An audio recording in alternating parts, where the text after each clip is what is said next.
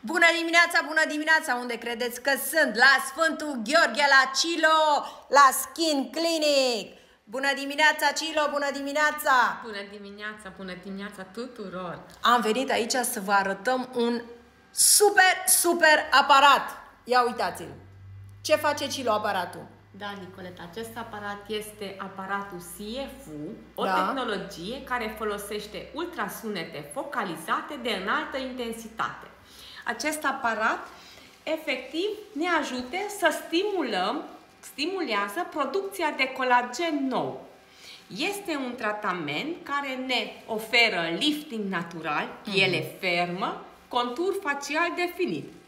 Exact ce ne dorim noi, toate femeile. Exact. Acum, până îmi faci tu demacherea, spune-mi și mie, te rog, exact, pentru că am aflat o chestie șocant de bună pentru pielea noastră. Ia zi. Da, Nicoleta, acest tratament este non-invaziv, fără ace, rezultate vizibile după o singură ședință. Pielea devine mai fermă și ridurile sunt reduse. Deja și ține rezultatul 12 și 18 luni, fără timp de recuperare. Îți dai seama, deci stimulează colagenul timp de 12-18 luni. Întinerim! Iuhu!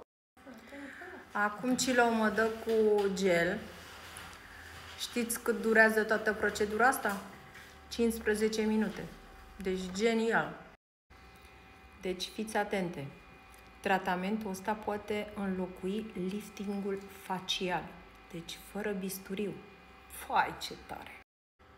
Și fiți atente, poate fi folosit așa, pe frunte, gât, contur mandibular, obraj, bărbie, dar și pe corp, brațe, abdomen, genunchi.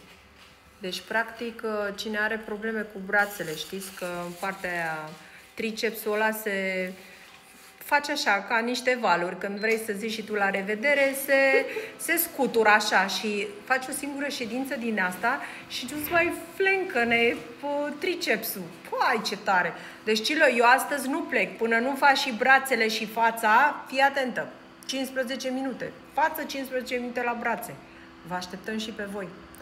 Abia aștept să ne scrieți, să ne spuneți despre rezultate.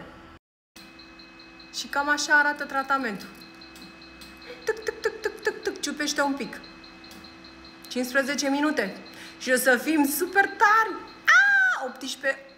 18 luni, nu? Atât ai zis că stimulează. Da, Nicoleta.